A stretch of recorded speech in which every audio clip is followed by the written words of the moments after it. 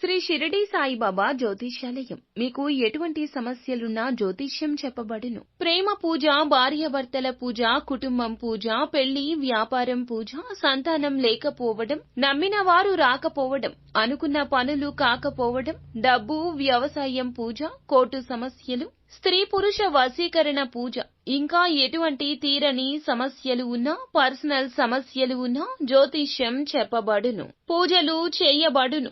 WhatsApp లేదా phone ద్వారా సంప్రదించండి. Phone number 9515466718. వీరి బాధను చూసి వణికిపోతారు.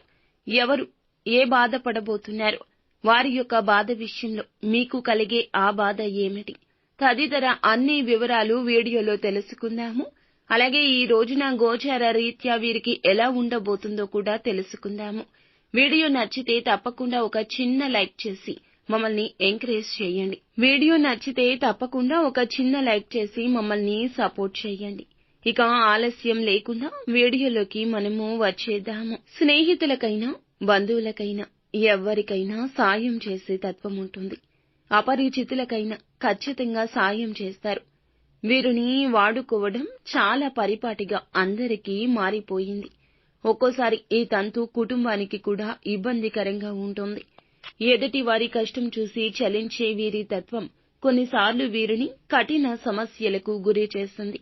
మంచి మనసు ఉండడమే వీరి యొక్క తప్పు అన్నట్లుగా కొన్ని రకాల ఆలోచనలు కూడా వీరి చుట్టూ తిరుగుతూ ఉన్నాయి. అందరి కష్టాన్ని వీరి కష్టంగా భావిస్తుంటారు. తోటి ఉద్యోగస్తులు, బంధుమిత్రులు, సన్నిహితులు, స్నేహితులు కావచ్చు. నిజాయితీ పరులైతే వీరిని ఇబ్బంది పెట్టారు. కానీ కొంతమంది ఉంటారండి, వీరి జీవితంలోనే కాదు అందరి జీవితాల్లో ఉంటారు. ఒకే ఒక్క అవకాశం కోసం గుంట నక్కల్లా దాక్కుని ఉంటారు. అవకాశం వస్తే చాలండి, ఉన్నదంతా కూడా ఊడ్చేసి రోడ్డు మీద మనల్ని పడేయడానికి కూడా సాహసం చేయకుండా ఉండరు. వీరి నడవడిక అందరికీ ఆదర్శప్రాయంగా ఉండొచ్చు. కానీ ఆ 10 మందిలో ఒక ఇద్దరు శత్రువులు ఉంటారు. ఇటువంటి మనుషులకి 200% కూడా మీ యొక్క జీవితంలో ఉన్నారు అని చెప్పక తప్పదు. ఈ రోజున ఒకరికి ఒక దారుణం జరగబోతుంది. ఈ యొక్క వార్త ఫోన్ ద్వారా రావచ్చు, ఎవరి ద్వారా అయినా కావచ్చు. ఈ యొక్క వార్త మీ చెవిన పడుతుంది.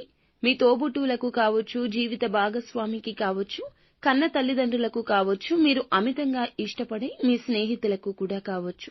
ఈ రోజున వారికి సంబంధించి ఒక అశుభ వార్త అయితే వినబోతున్నారు. మీ శత్రువుల ద్వారా ఈ వార్తను కూడా వినొచ్చు.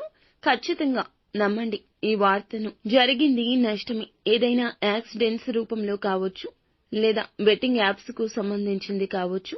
వారికి కలిగిన ధన నష్టం ఏ రూపేణా కావచ్చు. వారి యొక్క బంధం విచ్ఛిన్నమైపోయింది అని ఒక కీలక వార్త కూడా కావచ్చు మీ చెవిన పడుతుంది. మీ జీవిత భాగస్వామికి లేదా కన్న తల్లిదండ్రులకు వారి యొక్క కెరియర్లో లేదా వారి యొక్క జీవితంలో వినకూడని ఒక అశుభ వార్త వినడం కావచ్చు. మీ తోబుట్టువులకు జరిగిన అన్యాయాన్ని, వారికి వచ్చిన కష్టాన్ని విని మీ తల్లిదండ్రులు చలించిపోవడం, ఇలా ఏ రూపంలో అయినా కావచ్చునండి. ఈ రోజున మాత్రం మీకు ఇష్టమైన వారికి కష్టం కలగబోతోంది. వారు చేసిన పుణ్యమైన, మీరు చేసిన పుణ్యమైన వారిని గట్టెక్కించలేకపోతాయి. మీ మానసిక బాధ అమితమైపోతుంది. ఇలా జరుగుతుందని కలలో కూడా ఊహించలేదు. ఇష్టమైన వారికే కష్టం కలిగింది అనే బాధ మిమ్మల్ని కృంగతీస్తోంది, బాధిస్తోంది. మీరు ఇష్టమైన వారు అందులకు దుఃఖిస్తున్నారు. మీ ఇల్లు ఈ రోజు అంతా కూడా ఇటువంటి వాతావరణంలో మునిగిపోతుంది. వారి బాధ చూసి గజగజ వణికిపోతారు. ఏం చేయాలో తెలియక భగవంతునికి మొర పెట్టుకుంటారు. వీరు కష్టాన్ని ఎవ్వరికీ చెప్పుకోరు. పైకి గుండె ధైర్యంతో కనిపించిన వీరి కష్టం భగవంతునికే ఎరుక. ఈ రాశి జాతకులకు భగవంతుడు అంటే నమ్మకం ఎక్కువ. నిత్యము కూడా భగవంతుణ్ణి నమ్ముతూ ఆరాధిస్తూ ఉంటారు. కానీ ఈ కష్టం ఎందుకు వచ్చింది అంటూ ఆర్తనాదాలు చేస్తారు. వారి యొక్క సమస్య చూసి మీ గుండె చెరువైపోతుంది. కానీ మీరే డీలా పడితే కుటుంబాన్ని ఎవరు పైకి తీసుకొస్తారు చెప్పండి. ఆ కష్టం నుండి పైకి రావాలంటే కొండంత భరోసా, కొండంత అండా ఉండాలి. ఇలా ధైర్యంగా ఉంటేనే, ఈ రోజున వారికి ధైర్యం చెప్తేనే, మనిషి సహాయం చేస్తూ వారికి అండగా నిలబడితేనే, మీ వెనుక మేమున్నామంటూ భరోసా ఇస్తేనే వారికి అర్థమవుతుంది. వారి యొక్క కష్టం నుండి బయటకు వచ్చేందుకు వారు ప్రయత్నం చేస్తారు. మీరు తోడుగా ఉండండి. ఏదైనా బెట్టింగ్ యాప్స్ లో కానీ, లోన్ యాప్స్ లో కానీ, ఇతరత్రా ఎటువంటి ఆన్లైన్ మోసాలకు గురి అయినా ఏదైనా ధన సహాయం చేయాలన్నా ఈ రోజు ఆలోచించకుండా ఒక అడుగు ముందుకు వేయండి. ఎందుకంటే బంధమే ముఖ్యము, ప్రాణమే ముఖ్యము.